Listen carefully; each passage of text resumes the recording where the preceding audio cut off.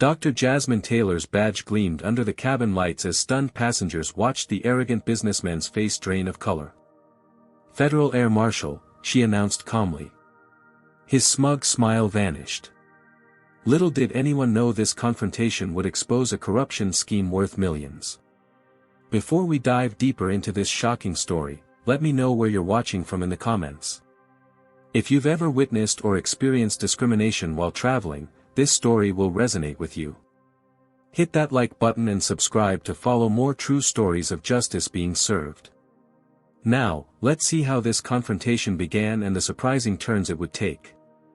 Dr. Jasmine Taylor massaged her temples as she waited in the priority boarding line at Atlanta International Airport. After performing 3 complex brain surgeries this week and completing 2 intensive training sessions, exhaustion clung to her like a second skin. The 48-hour break in Los Angeles would hardly provide enough recovery time before she delivered the keynote address at the National Neurological Conference, but such was the life she had chosen. She glanced down at her casual attire, dark blue jeans and a comfortable gray cashmere sweater, and momentarily wished she'd worn something more formal. But after 12 hours in surgical scrubs followed by tactical training, comfort had won over appearance. Her credentials as one of the country's leading neurologists would speak for themselves at the conference. And her other credentials, the ones concealed beneath her ID, well, those remained hidden for good reason. "First-class passengers may now board," announced the gate agent, prompting Jasmine to collect her carry-on luggage. The boarding process was chaotic, even in the premium cabin. Flight attendant Stephanie Wilson, a young woman with blonde hair pulled into a tight bun, looked increasingly frazzled as she greeted passengers. "Good evening, Dr. Taylor," Stephanie said after checking Jasmine's boarding pass. "You're in seat 2A by the window." Jasmine nodded politely and made her way down the jet bridge. The first-class cabin of the Boeing 777 was arranged in a 222 configuration, providing ample space for the 12 privileged passengers. She stowed her carry-on in the overhead compartment and settled into her plush seat, already planning to catch a few hours of much-needed sleep during the 5-hour flight. The cabin filled gradually with predominantly white business travelers in tailored suits. An elderly couple across the aisle whispered to each other while glancing repeatedly in Jasmine's direction. She pretended not to notice, having grown accustomed to being the only black face in many professional spaces. Just as the final boarding call was announced, a commotion erupted at the entrance to the first-class cabin. Anthony Sullivan, a tall white man in his 50s wearing an expensive charcoal suit and sporting a perfectly maintained salt and pepper beard, was arguing with Stephanie about the boarding process. "This is unacceptable," he declared loudly. "Do you know who I am? The CEO of TechVault doesn't wait in lines." Stephanie apologized profusely as Sullivan pushed past her, his steel blue eyes scanning the cabin until they landed on Jasmine. His expression shifted from irritation to disbelief. "Excuse me," he said, approaching Jasmine's row. "I believe you're in my seat." Jasmine looked up calmly. 2A. "No, this is definitely my assigned seat." Sullivan's nostrils flared. "There must be some mistake. I always book this specific seat on this route." "Your boarding pass, sir?" Jasmine asked, maintaining her composure. Sullivan reluctantly produced his boarding pass, showing seat 2B, the aisle seat directly beside Jasmine's. "Well, it appears we're neighbors for this flight," Jasmine said with a professional smile, returning to the medical journal she'd been reading. Sullivan remained standing, his 6'2" frame looming over her. "Perhaps there's been a misunderstanding. You must be in the wrong cabin." The implication hung in the air, heavy and unmistakable. Several nearby passengers turned to watch the interaction, but no one intervened. "My boarding pass clearly indicates seat 2A in first class," Jasmine replied, her voice even but firm. She pulled out her boarding pass again and displayed it. Sullivan barely glanced at it. "These mix-ups happen all the time. Why don't you check with the flight attendant about your actual seat assignment? Economy might still have some decent options." The elderly woman across the aisle leaned toward her husband and whispered, "Standards these days. They let anyone up here." Jasmine heard the comment clearly but chose to address Sullivan instead. "Sir, I purchased this first-class ticket months ago. I'm exactly where I'm supposed to be." Sullivan's jaw tightened as he waved impatiently to get Stephanie's attention. "Excuse me, miss. We have a seating issue here." Stephanie hurried over, her expression tense. "Is there a problem, Mr. Sullivan?" "Yes, there seems to be a mix-up with the seating arrangements," Sullivan said, gesturing toward Jasmine without looking at her. "Could you sort this out?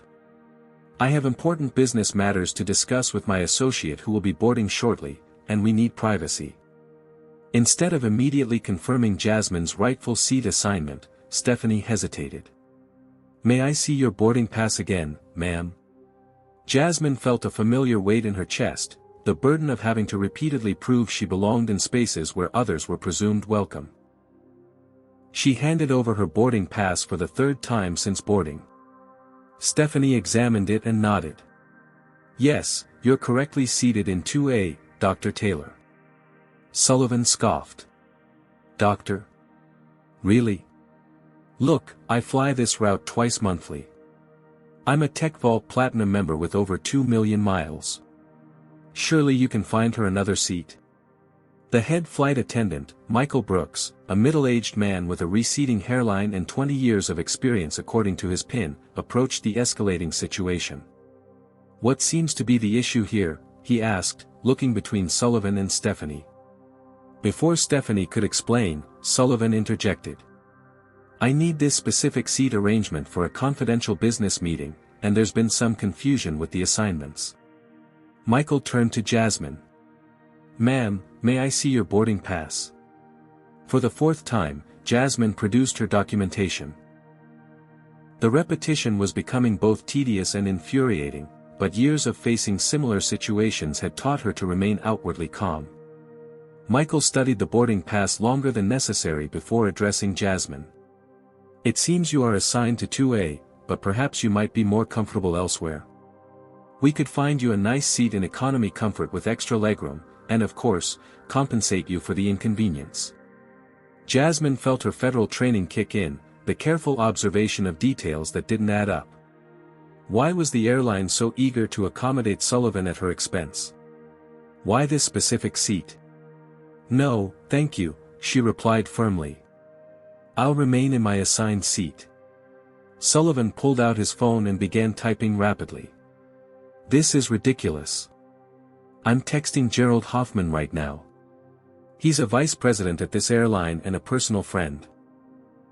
More passengers filed through the first-class cabin on their way to economy, many slowing to observe the unfolding drama. Among them, a well-dressed black man in his 40s, Trevor Washington, made brief eye contact with Jasmine, his expression showing recognition of the all-too-familiar scenario. He hesitated, appearing to consider saying something, but ultimately continued to his seat in business class. Jasmine noticed the subtle exchange of glances between passengers, some embarrassed, others seemingly satisfied by her public humiliation. The collective silence of bystanders spoke volumes about the tacit acceptance of such treatment. Sullivan's voice grew louder. "I don't have time for this. I have a critical meeting in Los Angeles, and this seating arrangement is non-negotiable." Michael leaned closer to Jasmine and lowered his voice. "Dr. Taylor, we'd be happy to offer you travel vouchers for future flights if you'd consider moving. Mr. Sullivan is a very valued customer." The implication was clear, her dignity had a price tag, and the airline was ready to negotiate. The familiar sting of being considered less deserving, less important, and less entitled to occupy space washed over her. But beneath her calm exterior, Dr. Jasmine Taylor was not just a world-class neurologist, she was a Federal Air Marshal with thousands of hours of training in threat assessment and conflict resolution. And something about this situation was raising every red flag in her highly trained mind. The captain's voice crackled over the intercom, "Ladies and gentlemen, we're experiencing a slight delay in our departure time. We should be underway in approximately 15 minutes. Flight attendants, please prepare for cross-check. Sullivan's face reddened as he checked his watch for the third time in as many minutes. This is precisely why I requested priority boarding. Now we're delayed, and I have this situation to deal with. He gestured dismissively toward Jasmine without making eye contact. Sir, if you'd like to take your assigned seat, we can get everyone settled before departure, Stephanie suggested tentatively. Not until this seating issue is resolved, Sullivan insisted, his voice rising. I need both of these seats. Surely there's someone who can handle this situation properly. Michael returned, his expression grim. Mr. Sullivan, I've spoken with the gate agent. According to our manifest, Dr. Taylor's reservation for seat 2A was confirmed 3 months ago. There must be some mistake. Check again, Sullivan demanded, pulling out his phone. I'm texting my assistant to forward my original booking confirmation. Jasmine remained silent, observing Sullivan's increasingly agitated behavior. His insistence on this specific seat seemed disproportionate, even for a privileged traveler accustomed to getting his way. Her training had taught her to notice inconsistencies, and Sullivan's desperate fixation on seat 2A struck her as suspicious. She discreetly activated her phone's recording function, keeping it partially concealed in her hand. As an air marshal, documentation of unusual passenger behavior could prove crucial later. Sir, I understand your frustration, but Dr. Taylor has a confirmed reservation for seat 2A, Michael explained. You're confirmed for 2B. Those are your assigned seats for this flight. Sullivan lowered his voice to a threatening whisper. Do you have any idea how much business my company brings to this airline annually? Millions. Now find a solution or I'll ensure someone at headquarters does. Another passenger approached the growing confrontation, James Porter, a lean man with wire-rimmed glasses and a nervous demeanor. Tony, is there a problem? He asked, glancing anxiously between Sullivan and the flight attendants. James, finally, Sullivan said. There's been a mix-up with our seating. We're supposed to have these 2 seats together for our discussion. Porter's eyes darted to Jasmine, then widened slightly in what appeared to be recognition or alarm. I see. That's unfortunate. The 2 men exchanged meaningful glances before Porter leaned in to whisper something in Sullivan's ear. Sullivan's expression shifted from anger to concern. We need to resolve this immediately, Sullivan insisted to Michael. The delay is already causing problems with our schedule. Jasmine noted the sudden shift in priorities. Sullivan had moved from demanding her seat to expressing urgent concern about the flight's timing. Another red flag. Trevor Washington, who had settled into his business class seat, reappeared at the front of the cabin, apparently on his way to the lavatory. He slowed as he passed the ongoing confrontation, making deliberate eye contact with Jasmine again. Everything all right here? He asked casually. Before Jasmine could respond, Sullivan interjected. This doesn't concern you. Return to your seat. Trevor raised an eyebrow but continued toward the lavatory without comment. Michael pulled Stephanie aside for a whispered conversation, occasionally glancing back at Jasmine. Their body language suggested disagreement. Finally, Stephanie approached Jasmine again. Dr. Taylor, she began hesitantly, we apologize for the inconvenience, but we're prepared to offer you a voucher for a future first-class flight if you would consider relocating for this journey. It would help us resolve this situation quickly and get the flight underway. I appreciate the offer, Jasmine replied calmly, but I purchased this specific seat for this specific flight. I will not be moving. Sullivan's patience visibly snapped. This is absurd. I've never encountered such poor customer service. Get your supervisor on the phone immediately. As Michael stepped away to contact his superior, Porter nervously checked his watch and whispered to Sullivan again. Sullivan nodded, then abruptly changed tactics. Look, he said to Jasmine, his tone suddenly conciliatory though his eyes remained cold, I apologize if I've seemed rude. It's been a stressful day. How about I buy you a drink once we're airborne? We can put this misunderstanding behind us. The sudden shift in approach only heightened Jasmine's suspicions. She maintained her composure while continuing to observe the men's behavior. "No thank you," she replied simply. Porter discreetly slipped something to Stephanie as she passed by, a folded note or perhaps cash. The flight attendant quickly pocketed whatever it was and avoided eye contact with Jasmine. Michael returned with a printed document. "I've double-checked our manifest, and there seems to be a discrepancy with the seating assignments." Jasmine sat up straighter. "What kind of discrepancy?" "My reservation was confirmed months ago." "Well, according to this updated manifest, there's a special accommodation request for Mr. Sullivan that wasn't properly noted in the system," Michael explained, not quite meeting her eyes. "That's impossible," Jasmine stated firmly. "May I see this supposed updated manifest?" Michael hesitated, then reluctantly handed her the document. Jasmine scanned it quickly, noting that the update timestamp was from just minutes ago, during the time Michael had stepped away. Someone had clearly altered the record on the spot. The captain announced another delay, citing passenger seating adjustments as the cause. Sullivan smirked. "You see. The captain understands the importance of proper arrangements," he said smugly. "Now, if you'd gather your belongings." Sullivan reached for Jasmine's carry-on item in the overhead bin without permission. His hand grazed the edge of her bag, beginning to pull it down. That single action, touching her property without consent, crossed a critical line. In any other circumstance, Jasmine might have continued the patient battle of documentation and rights. But as her training had emphasized, when multiple suspicious behaviors align with potential security threats, decisive action becomes necessary. And Anthony Sullivan had just checked every box on the threat assessment protocol. "Don't touch my belongings," Jasmine said, her voice suddenly carrying a tone of authority that silenced the entire first-class cabin. Sullivan froze, his hand still on her bag. "Excuse me." Jasmine stood slowly, maintaining perfect eye contact with Sullivan. From her pocket, she withdrew a leather credential wallet and flipped it open in one smooth, practiced motion. The gold badge gleamed under the cabin lights as a collective gasp rippled through the witnesses. "Federal Air Marshal Taylor," she announced calmly. "Please step away from my property and return to your assigned seat immediately."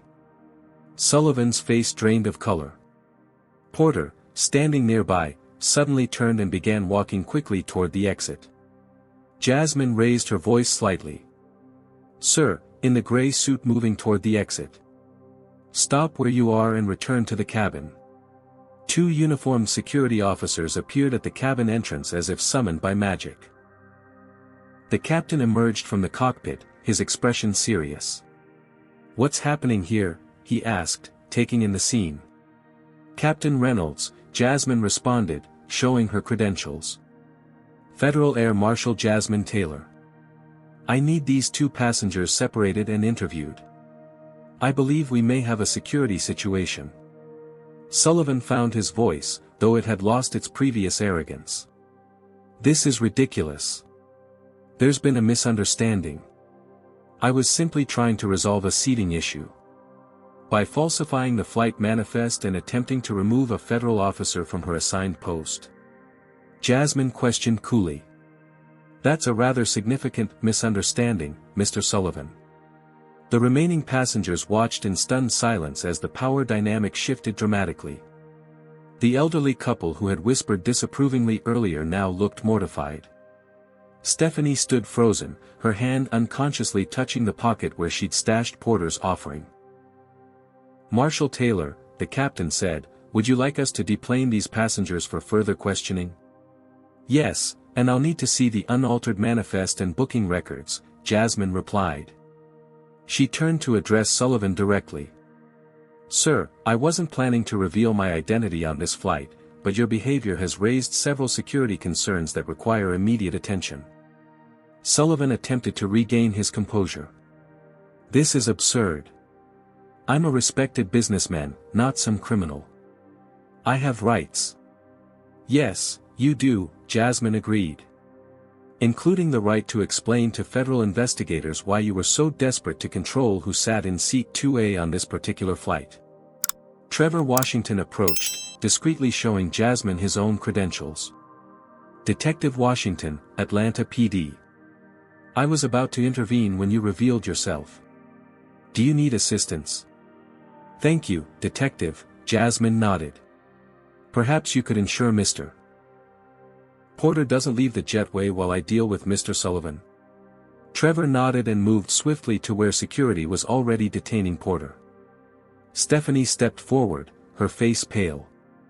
Marshal Taylor, I'm so sorry. I should have handled this situation differently from the beginning. We'll discuss that later, Jasmine replied. For now, I need the item Mr. Porter gave you. Stephanie's hand trembled as she removed a folded $100 bill from her pocket. He said it was for excellent service, but it was offered immediately after you agreed to help remove me from my seat, Jasmine finished. We'll add that to the evidence. Michael approached, looking deeply uncomfortable. Marshal, about the manifest discrepancy.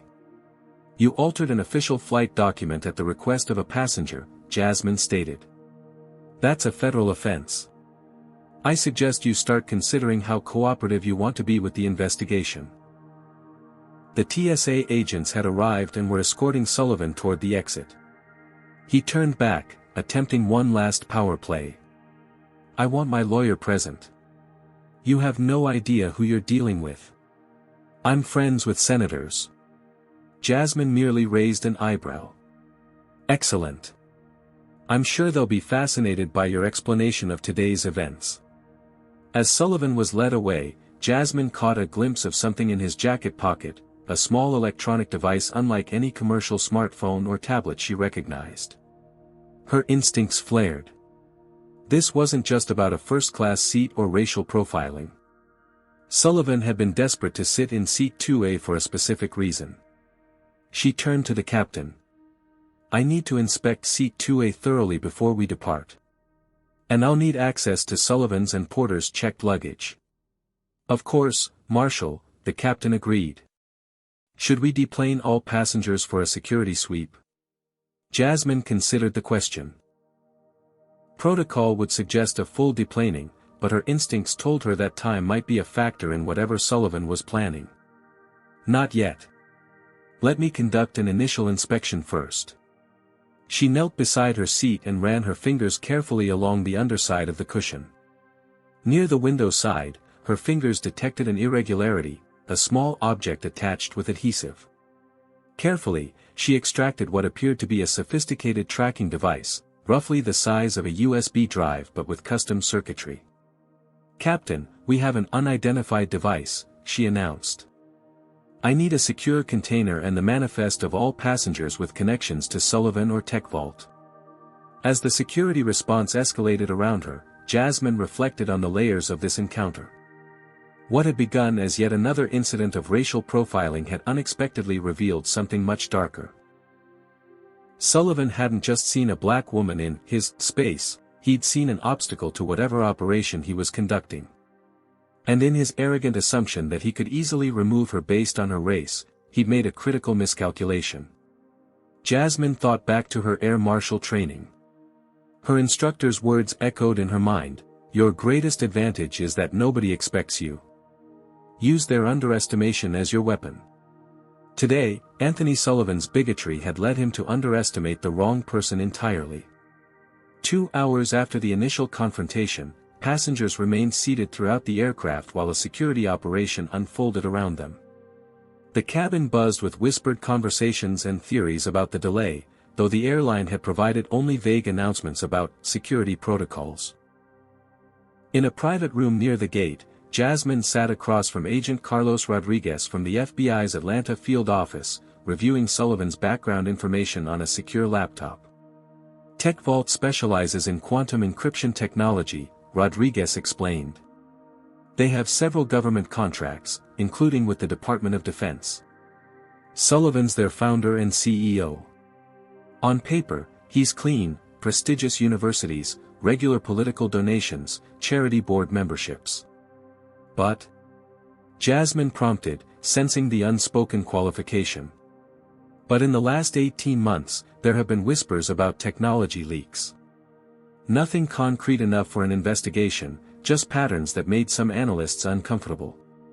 Trevor Washington entered the room, having just finished interviewing Porter. Porter's talking. Says he's just Sullivan's executive assistant and knows nothing about any devices or illegal activity. Claims the seating issue was just Sullivan being particular about his travel arrangements. And the bribe to the flight attendant? Jasmine asked. Says it was just a tip for good service, Trevor replied with a skeptical expression. Though he did admit Sullivan specifically requested seat 2A weeks ago and became agitated when he learned it was already booked. Jasmine tapped her fingers thoughtfully on the table. He wasn't just being particular. He needed that specific seat for a reason. Her secure phone buzzed with an incoming message from her supervisor, Assistant Director Hamad. Taylor, we've been watching Sullivan for months. Your flight wasn't random, we had intelligence suggesting he might be moving something through commercial aviation channels. We didn't have enough for a warrant, so we couldn't brief you in advance. Your regular first-class booking putting you in his desired seat was coincidental but fortunate. Jasmine frowned. Being kept in the dark about a potential operation involving her flight wasn't ideal, but she understood the compartmentalization of sensitive information. What's TechVault really involved in? She texted back. Suspected technology transfer to restricted entities. The device you found is likely a prototype quantum encryption module. We believe Sullivan has been smuggling them out piece by piece. Jasmine looked up as Stephanie entered the room, escorted by another agent. The flight attendant appeared nervous, twisting her hands together. Ms. Wilson, Jasmine began, I'd like to ask you about your interactions with Mr. Sullivan on previous flights. Stephanie nodded. He flies first class on this route at least twice monthly. Always very particular about sitting in 2A on the outbound flight and 2A on the return. If he can't get his preferred seat, he either reschedules or the airline finds a way to accommodate him. And has he made unusual requests during these flights? He often asks not to be disturbed for the first hour after takeoff. Claims he needs to work. He also frequently visits the lavatory with his briefcase, which I thought was odd. Jasmine exchanged glances with Rodriguez. And did the airline typically accommodate his seating demands, even if it meant displacing other passengers? Stephanie looked down. Yes. He has some kind of special status. Management always told us to prioritize his preferences. Even when it meant discriminating against other passengers. Trevor asked pointedly. Stephanie flushed. We never saw it that way. He was just an important customer. Jasmine kept her expression neutral despite her inner frustration. How many other black passengers had been moved, downgraded, or made to feel unwelcome to accommodate Sullivan's preferences? Another agent entered with a tablet displaying security footage. Marshal Taylor, we've been reviewing the pre-boarding footage. Look at this. The video showed Porter arriving separately from Sullivan, meeting briefly with a member of the ground crew in a secluded corner of the gate area. Something small changed hands. Find that ground crew member, Jasmine ordered. And I want every centimeter of the aircraft inspected, focusing on seat 2A and the surrounding area. Rodriguez's phone rang. After a brief conversation, he turned to Jasmine. Sullivan's lawyers have arrived. 3 of them, from Carlton and Brightman. They're demanding his immediate release. That's not happening, Jasmine stated firmly. We have enough to hold him for attempting to bribe airline staff and interfering with a federal officer. Actually, her supervisor texted, I need you to continue on this flight. We believe this is part of a larger operation with connections in Los Angeles. Your medical conference cover remains intact and gives you perfect positioning to monitor the Los Angeles end. Another team will handle Sullivan here. Jasmine considered the request. Her original mission had been simple passenger protection, but now she was potentially stepping into a complex technology smuggling investigation. "What about the passengers?" she asked Rodriguez. "They've been waiting for hours." "We'll clear the flight to depart once the security sweep is complete," he assured her. "Sullivan and Porter will remain in custody." Jasmine nodded, then turned to the assembled team. "I need 10 minutes with the aircraft before the passengers reboard." On the empty plane, Jasmine carefully examined every inch of Seat 2A and the surrounding area. Using specialized equipment, she detected traces of the same adhesive found on the tracking device in 3 other locations: under the seat, in the life jacket compartment, and within the window frame. "They've been using this seat to transport components," she concluded. "Probably installing them during flight when cabin attention is minimal." Her thorough search revealed a hidden compartment expertly crafted into the wall panel beside the window, empty now, but with clear signs of recent use. Whatever had been there was likely now in Sullivan's possession at the airport.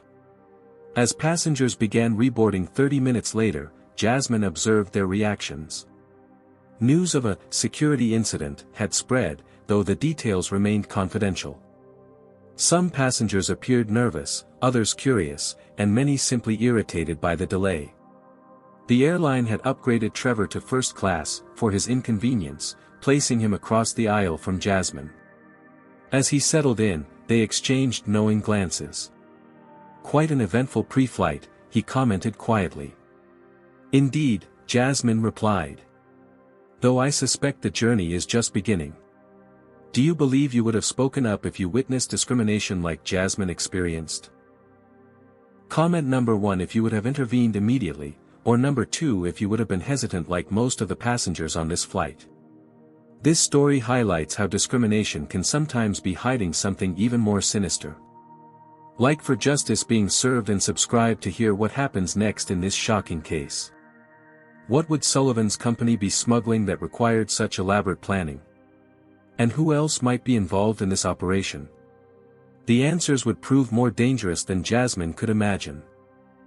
At 37,000 feet above the American heartland, Flight 1342 to Los Angeles had settled into an uneasy rhythm. 4 hours remained in the journey, and the cabin lights had been dimmed to allow passengers to rest. But sleep was the furthest thing from Jasmine Taylor's mind. From her window seat, the very one Anthony Sullivan had been so desperate to claim, she maintained a careful watch over the cabin.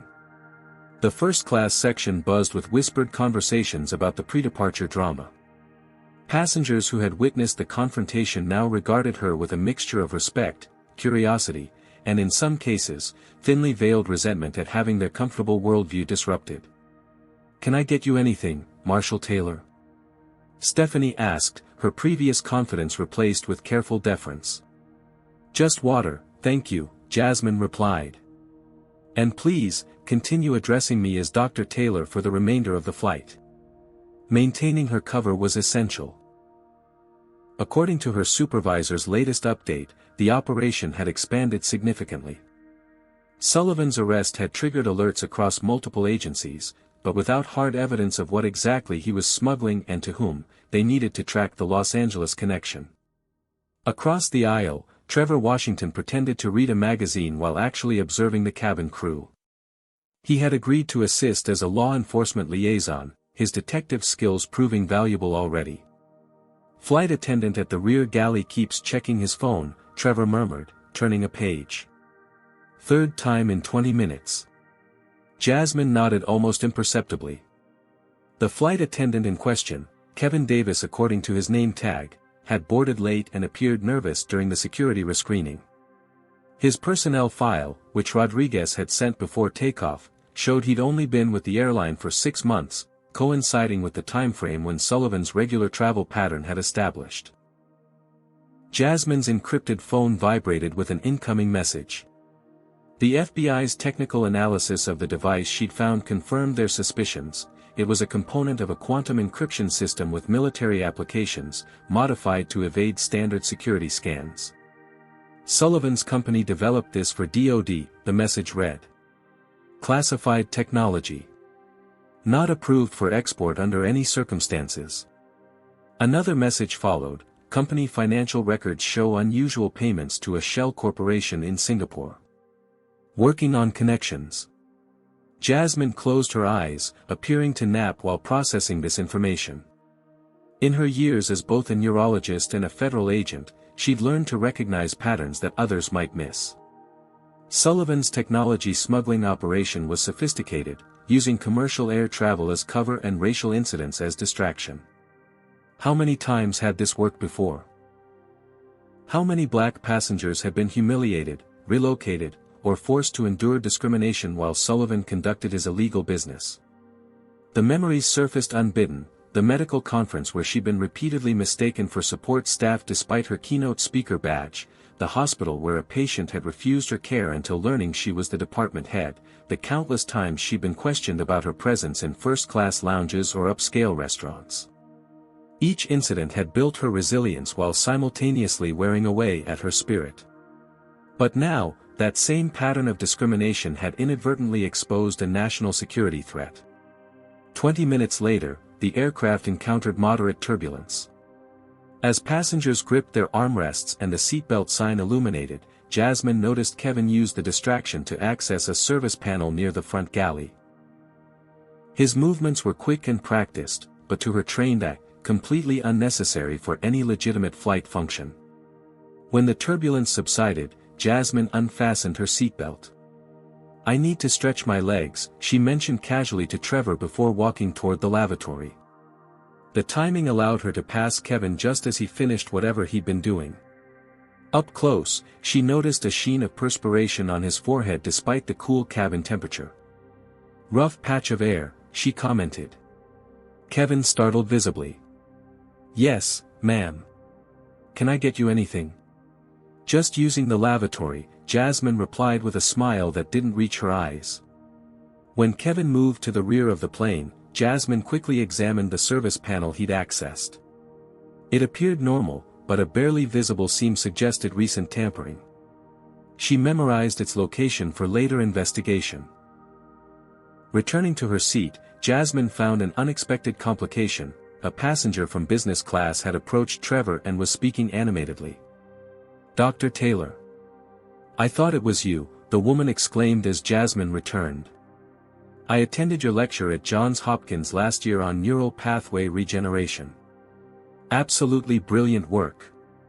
Dr. Sarah Johnson, a neurologist from Cedars-Sinai, had recognized Jasmine from medical conferences. This added complexity to her cover. Now she would need to maintain both her professional medical identity and her covert federal role simultaneously.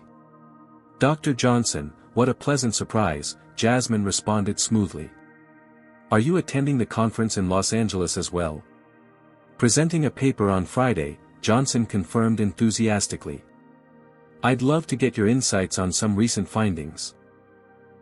Jasmine navigated the conversation with practiced ease, discussing neurological research while simultaneously tracking Kevin's movements through her peripheral vision. When Johnson finally returned to her seat, Trevor leaned over slightly. "Complicated life you lead, Dr. Marshall Taylor," he remarked quietly. "You have no idea," she replied. A soft chime from her secure phone delivered another update: Sullivan's assistant porter cooperating. Claims components assembled into complete system in LA, final handoff scheduled tomorrow night. This confirmed Jasmine's suspicions. The operation hadn't been thwarted, merely interrupted. The Los Angeles connection remained active and likely unaware of Sullivan's detention. When Kevin made another trip to the forward galley, Jasmine decided direct confrontation was necessary. She waited until he entered the small crew rest area, then followed, closing the door behind her. "Federal Air Marshal," she stated quietly, showing her credentials. "I need some answers, Mr. Davis." Kevin's face drained of color. "I don't know what you're talking about." "The service panel you've accessed twice during turbulence. The communications with ground crew before departure. Your employment coinciding perfectly with Sullivan's smuggling timeline." Jasmine listed the evidence calmly. "The question is whether you're a major player or just a paid accessory." Kevin's shoulders slumped. After a moment of internal struggle, he whispered, "They said it was just corporate espionage. Industrial secrets. I needed the money for my mother's cancer treatments.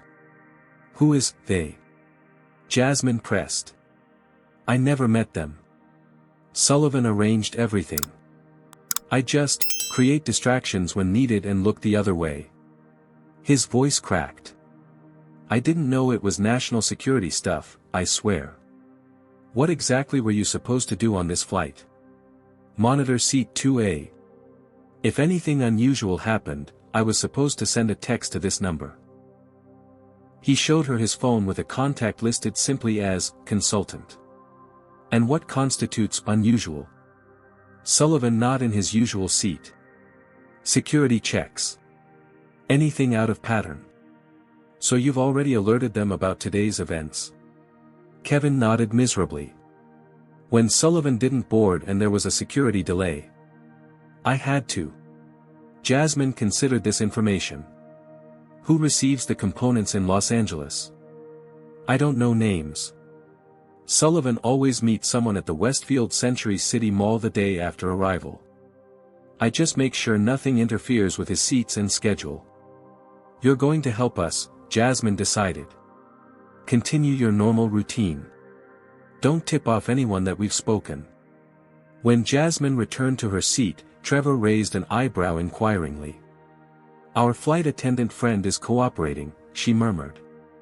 But his contact in LA has already been alerted to the disruption. Trevor nodded thoughtfully. So they're expecting trouble but don't know exactly what happened.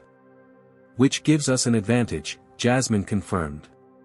We can feed them misinformation through Kevin. For the next hour, Jasmine coordinated with her agency via encrypted messages, establishing the framework for an operation in Los Angeles. The pieces were falling into place. Sullivan's company had been secretly selling classified quantum encryption technology to foreign entities, using commercial flights for transport and racial incidents as cover. Kevin returned with the pre-landing beverage service, his hands shaking slightly as he served Jasmine her water. He'd agreed to maintain his role while feeding controlled information to his contacts. We begin our descent into Los Angeles in approximately 20 minutes, the captain announced over the intercom. As the California coastline appeared on the horizon, Jasmine reflected on how differently this flight had begun. What should have been a routine journey to deliver a medical lecture had transformed into a complex federal operation.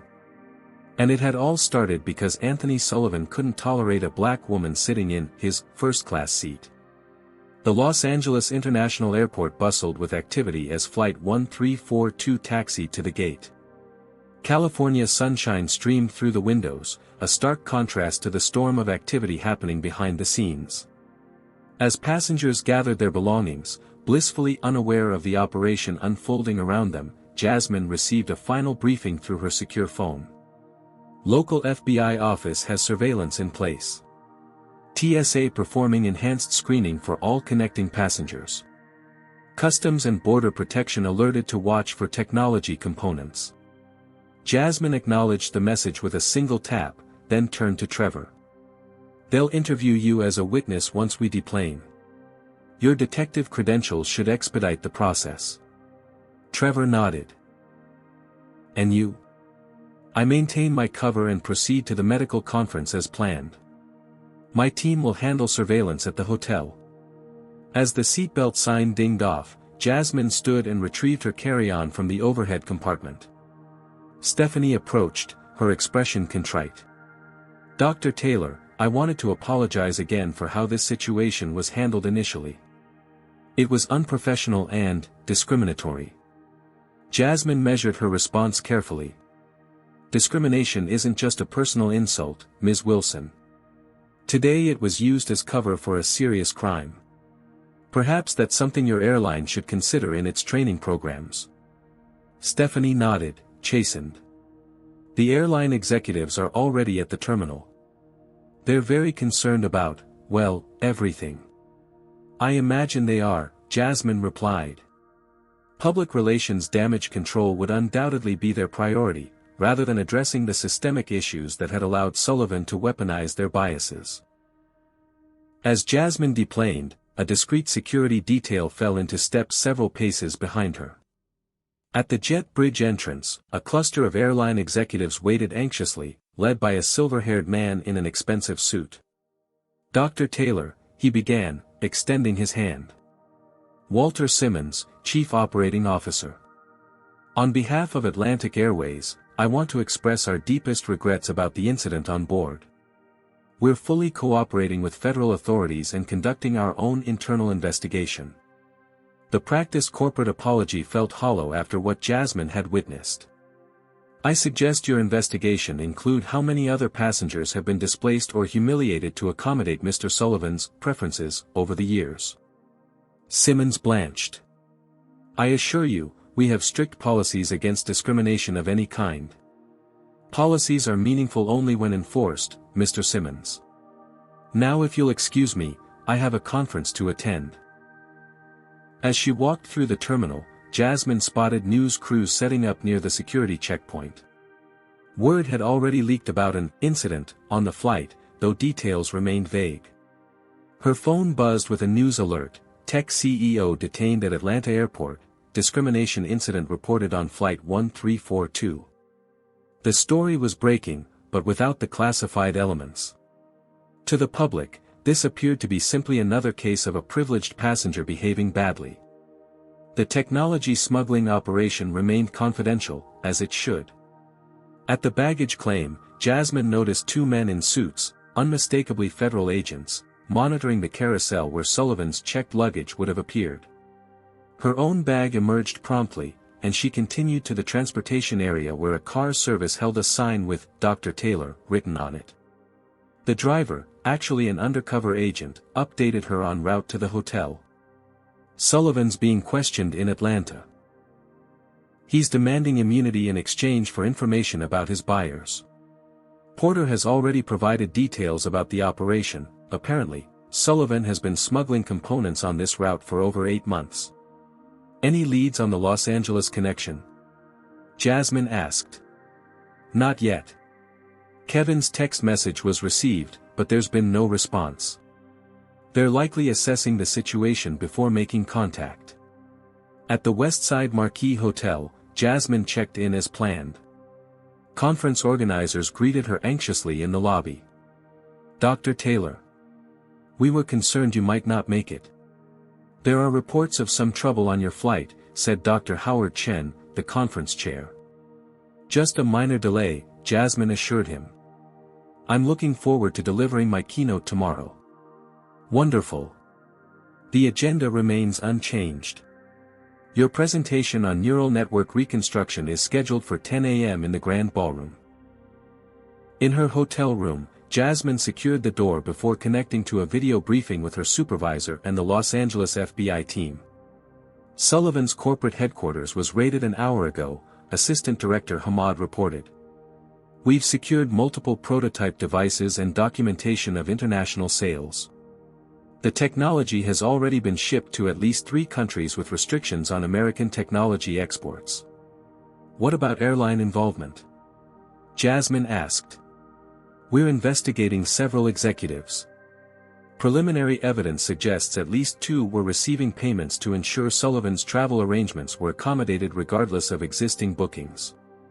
The implications were disturbing but unsurprising. Corporate greed and racial bias had created the perfect environment for Sullivan's operation to flourish. Sullivan's lawyers are working overtime," Hamad continued. "They're trying to frame this as a misunderstanding, claiming he was simply particular about his seating and that you overreacted." Jasmine had expected this defense strategy. And the illegal technology transfer? They're floating a narrative that Sullivan was conducting authorized demonstrations for potential foreign partners, not knowing the export restrictions applied. That won't hold up against Porter's testimony and the financial records, Jasmine noted. Agreed. But Sullivan has powerful connections attempting to contain both aspects of this case, the smuggling and the discrimination. A notification appeared on Jasmine's secure tablet. Video footage from the hotel lobby showed Kevin arriving, looking nervous as he checked in at the front desk. "Our flight attendant has arrived," she observed. "Let's see if his contact approaches him." As the operation continued to unfold, Jasmine took a moment to review her keynote presentation for tomorrow. The duality of her life had never felt more pronounced: world-class neurologist and federal agent, both identities equally real and demanding. Her phone buzzed with a text from Trevor, just finished FBI interview. News crews trying to get statements from passengers about first-class discrimination incident. Your name is circulating. The media narrative was focusing exclusively on the racial aspect, unaware of the larger security implications. It was frustrating but necessary given the classified nature of the technology involved. Another alert from the surveillance team: Kevin had received a text message requesting a meeting in the hotel bar in 30 minutes. We're moving into position, the team leader confirmed. Facial recognition running on all bar patrons. Jasmine changed into professional attire suitable for a pre-conference reception, a perfect cover for monitoring the bar meeting. As she applied her lipstick, she studied her reflection, wondering how many people would ever know the full story of what had transpired today. How a lifetime of experiencing discrimination had honed her observational skills, making her notice the inconsistencies in Sullivan's behavior that others might have missed. How Sullivan's assumption that he could easily remove a black woman from his space had ultimately led to his downfall. And how many other Anthony Sullivans were out there, using systemic bias as cover for their operations, counting on society's willingness to look the other way when certain people were mistreated. Tonight, at least, one such operation would be dismantled. And perhaps, in some small way, justice would be served on multiple fronts. The hotel bar hummed with conversation as conference attendees mingled over cocktails and appetizers. Jasmine navigated through the crowd, exchanging pleasantries with fellow neurologists while maintaining a clear view of Kevin Davis, who sat nervously at a high-top table nursing a club soda. Dr. Taylor. Your paper on synaptic regeneration changed our entire approach, gushed a young researcher from Stanford. I've been hoping to discuss your methodology. Jasmine engaged in the conversation while discreetly monitoring the bar entrance. At precisely 9:15, a distinguished-looking man in his 60s entered and surveyed the room. William Parker, according to facial recognition, Atlantic Airways Vice President of International Operations. I'd love to continue this discussion tomorrow after my presentation, Jasmine told the researcher before excusing herself. She positioned herself at the bar, apparently focused on ordering a drink while actually within earshot of Kevin's table. Parker approached Kevin with practiced casualness, ordering a scotch before acknowledging the flight attendant. Unexpected complications today, Parker remarked quietly. Your message was concerning but vague. Kevin shifted uncomfortably. Sullivan was removed from the flight before departure. Some kind of security issue. What exactly happened? Parker pressed, his tone friendly but insistent. There was a woman in his usual seat.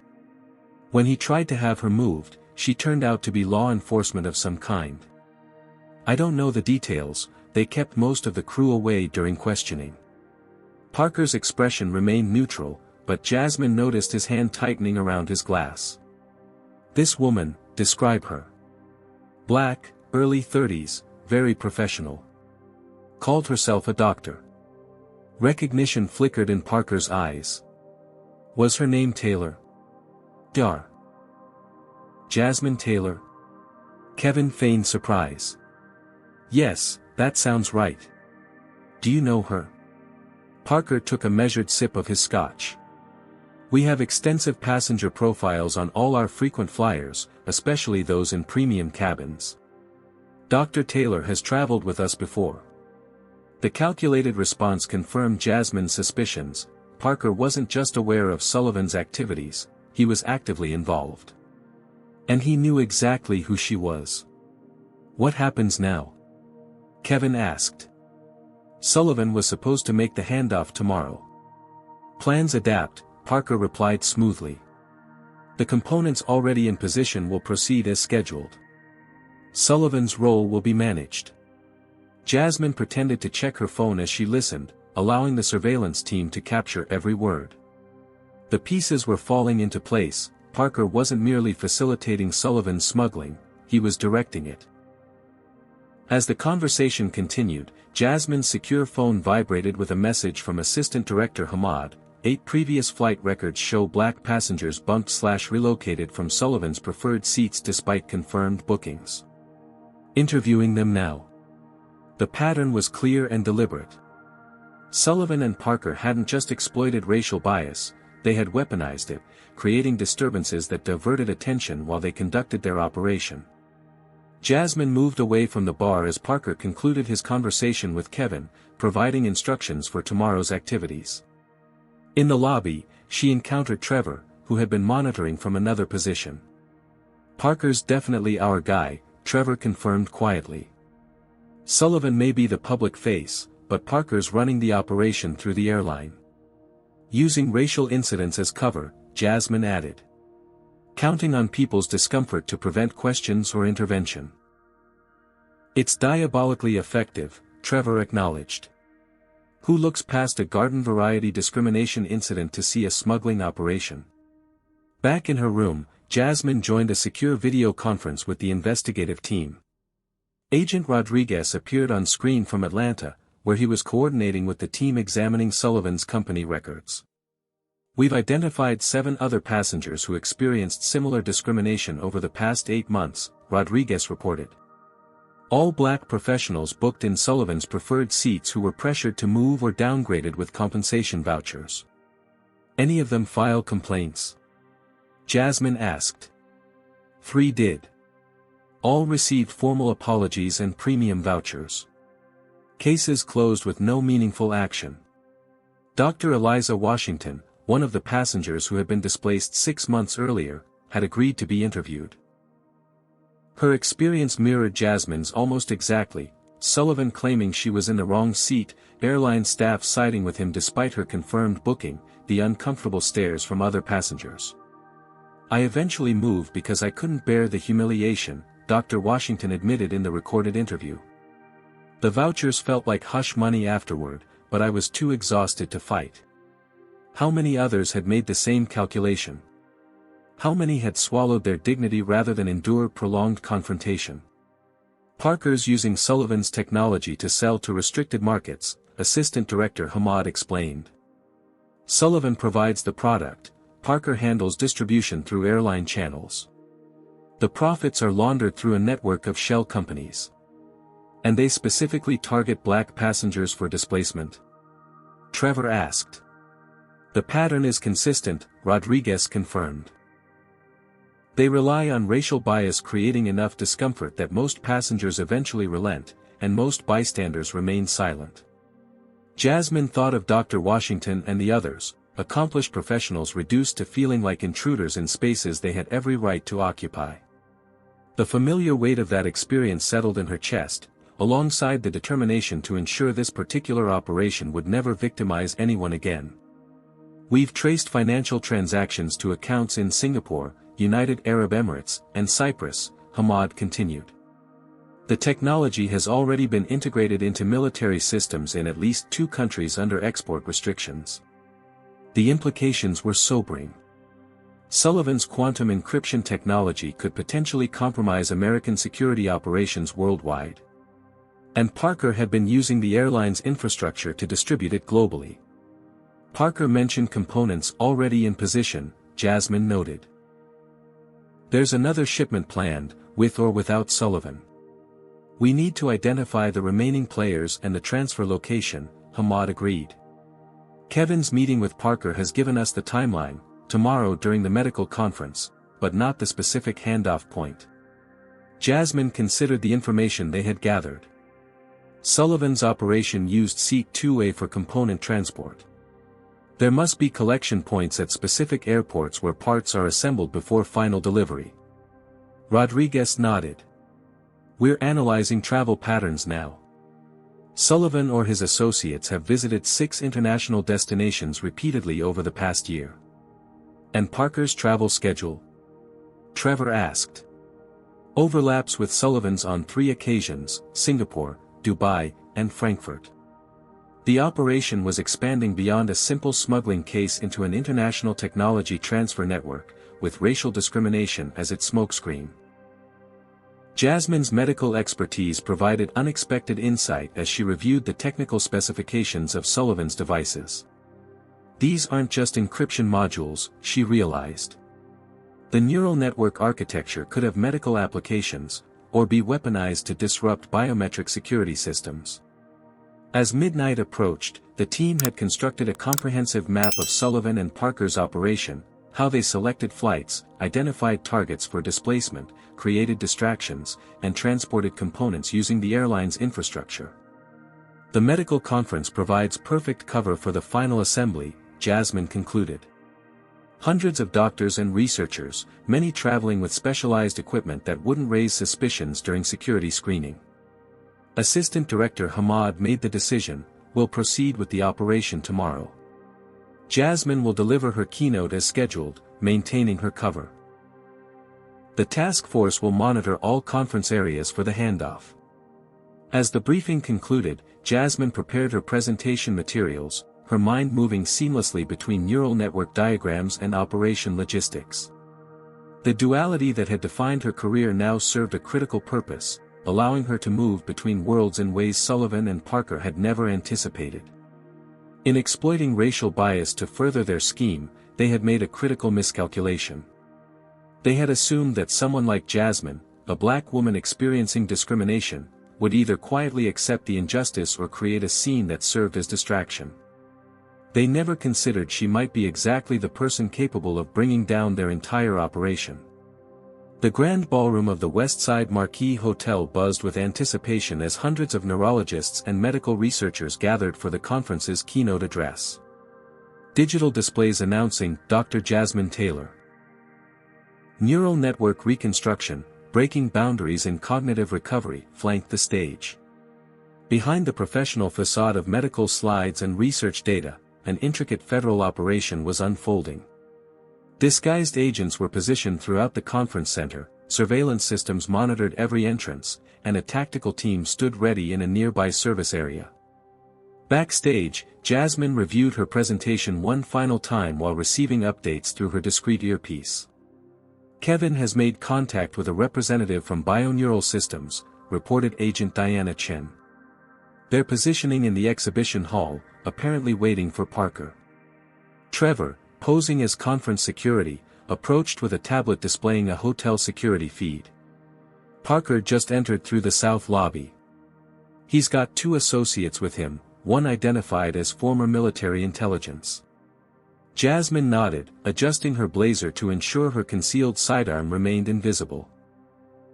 Any sign of the components? Nothing obvious.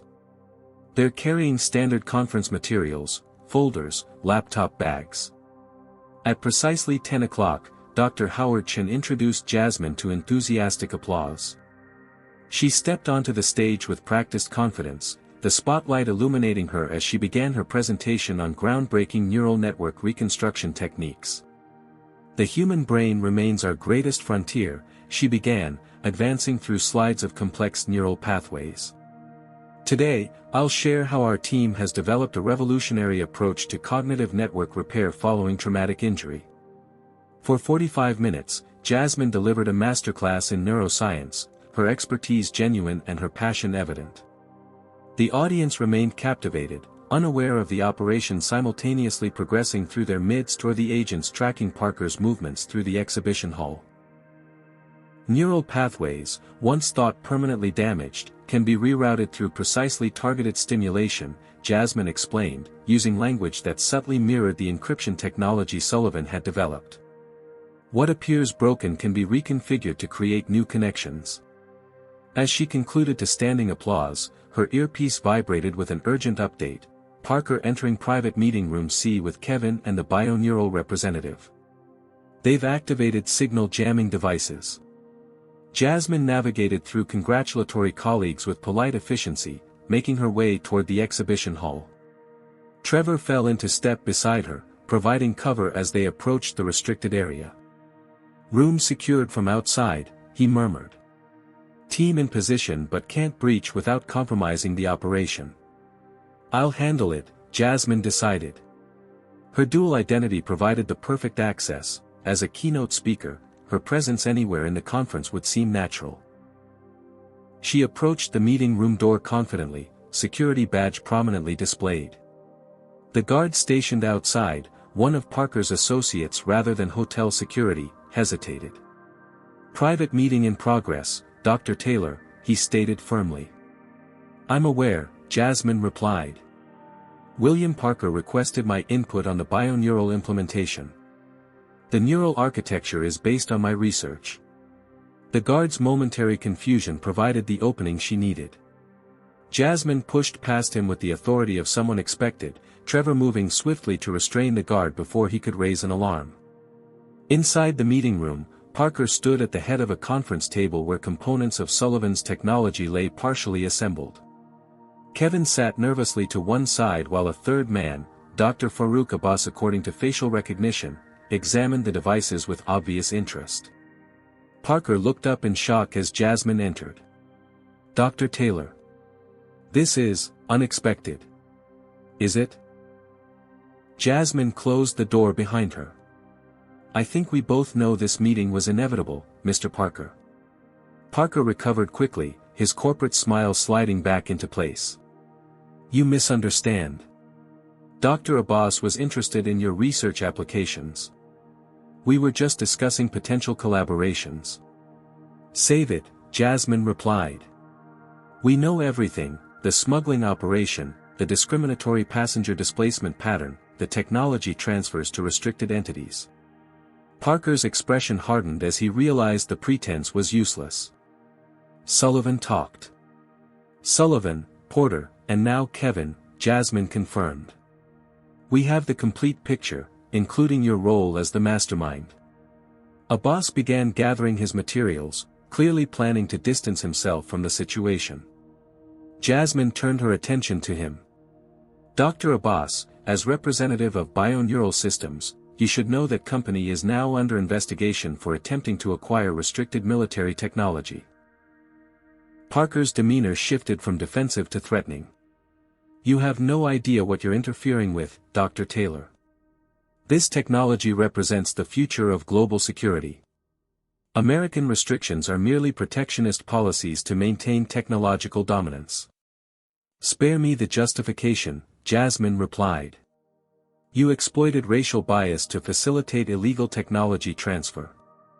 You deliberately created situations where black passengers would be humiliated and displaced to serve your smuggling operation."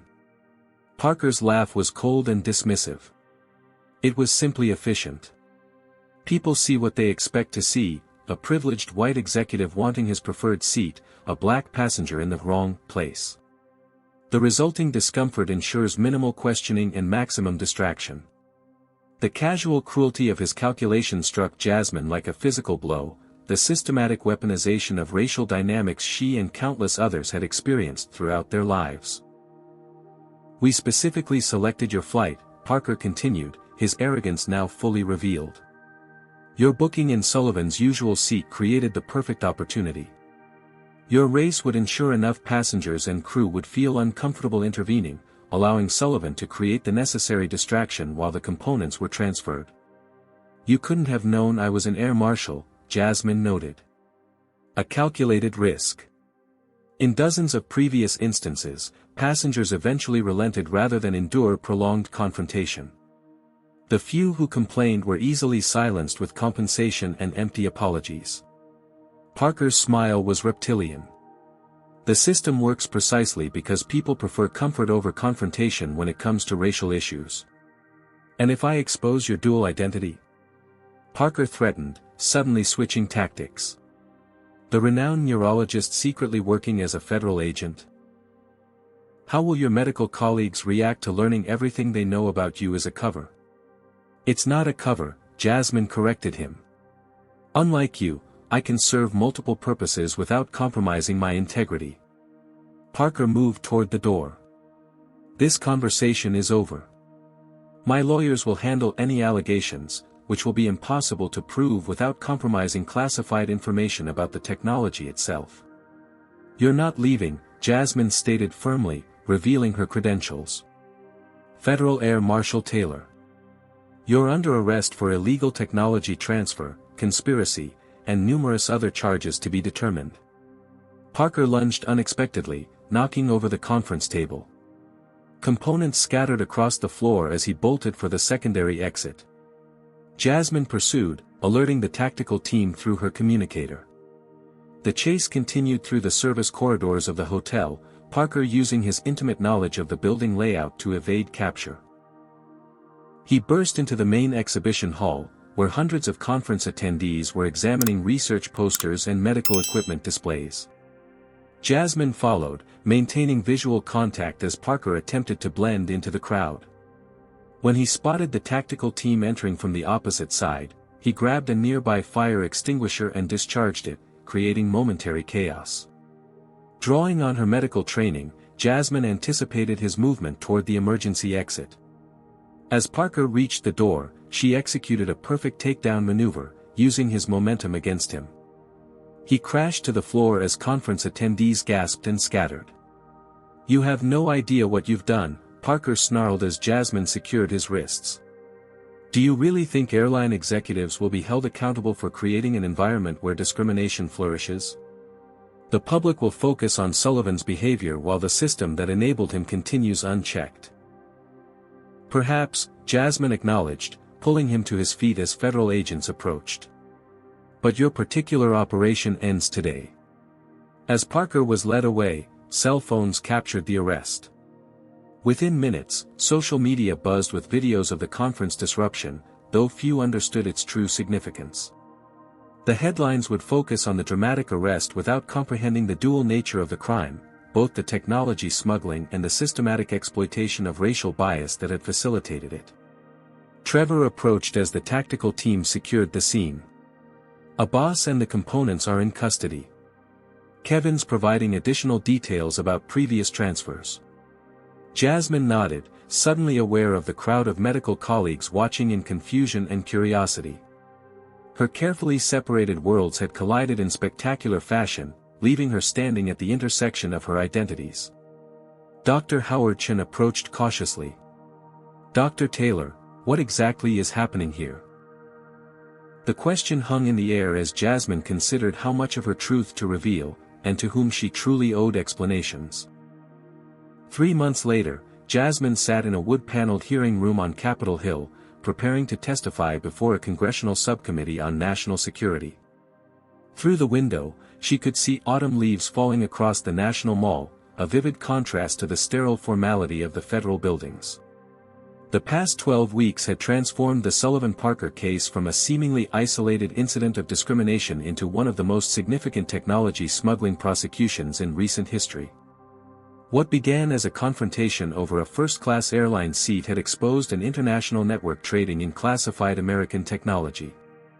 "Dr. Taylor," the committee chairwoman began, "we appreciate your appearance today. Your unique perspective on this case has proven invaluable." Jasmine nodded, adjusting the microphone. "Thank you, Madam Chairwoman. For the record, could you explain how your dual expertise as both a neurologist and a Federal Air Marshal contributed to uncovering this operation?" The question cut to the heart of what made this case different, and what made Jasmine herself uniquely positioned to have exposed it. "My medical background allowed me to recognize the neural architecture in Sullivan's encryption technology and understand its potential applications beyond what was being publicly disclosed," Jasmine explained. "My federal training enabled me to identify the suspicious patterns in his behavior when confronted about the seating arrangement." She paused thoughtfully before continuing. "But perhaps most significantly, my lifetime of experiences as a black woman in professional spaces made me instantly recognize the systematic nature of the discrimination being employed. What others might have dismissed as an isolated incident, I recognized as a deliberate operational tactic." The hearing room remained silent as the implications of her statement settled across the assembled officials and media representatives. Sullivan had received a 15-year sentence for technology smuggling and espionage. His cooperation had led to the identification of multiple international buyers, triggering diplomatic incidents with several countries found to be using the stolen technology. Parker had refused to cooperate, maintaining his innocence despite overwhelming evidence. His trial was scheduled for the following month, with 17 federal charges filed against him. Atlantic Airways had implemented comprehensive anti-discrimination training for all staff, with Stephanie Wilson surprisingly emerging as one of its most vocal advocates after her own intensive sensitivity training.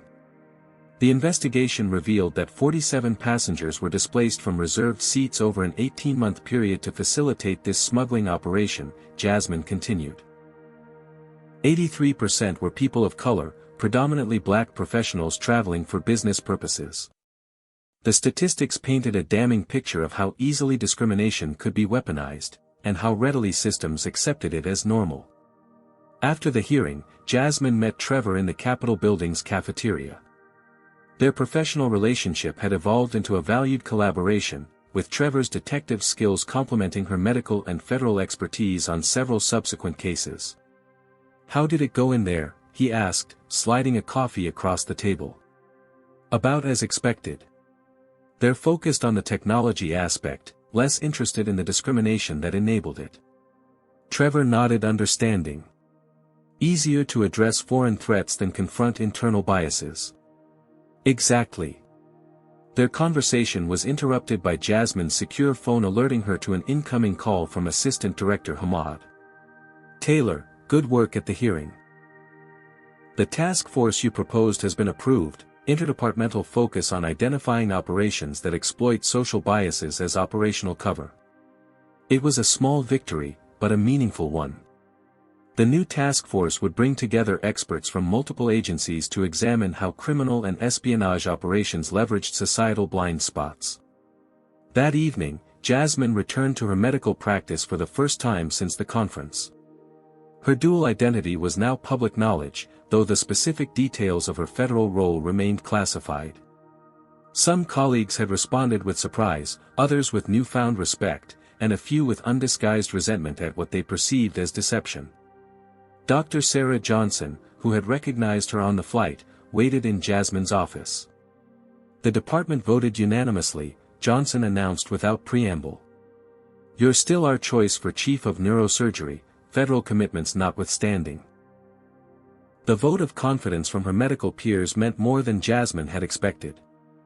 For years, she had compartmentalized her identities, believing they needed to remain separate. Now, integration had proven to be a source of strength rather than vulnerability.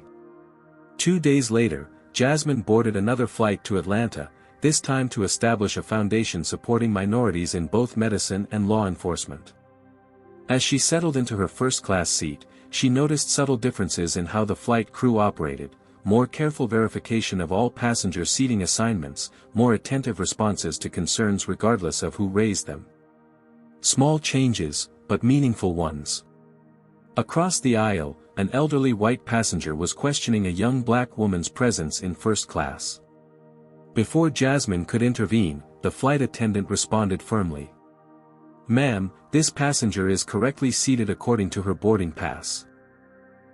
If you're uncomfortable with the seating arrangement, I'd be happy to find you an alternative seat in another section."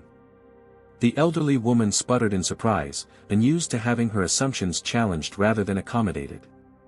When she noticed Jasmine watching, recognition dawned. Jasmine's face had been in the news enough in recent months to be familiar. "You're that doctor," the woman said. "The one who caught those smugglers." "Federal Air Marshal and neurologist," Jasmine corrected with a smile. "And yes, that was me." The woman's companion nudged her urgently, whispering something that caused her to flush with embarrassment. The confrontation deflated immediately. As the flight reached cruising altitude, Jasmine reflected on the changes set in motion by that fateful confrontation months earlier. Sullivan's operation had been dismantled, yes, but perhaps the more profound impact was the spotlight now shining on how discrimination could be systematically exploited. The lesson wasn't just about catching criminals but recognizing how social biases created vulnerabilities in systems meant to protect everyone equally. When certain people's dignity was considered negotiable, security itself was compromised.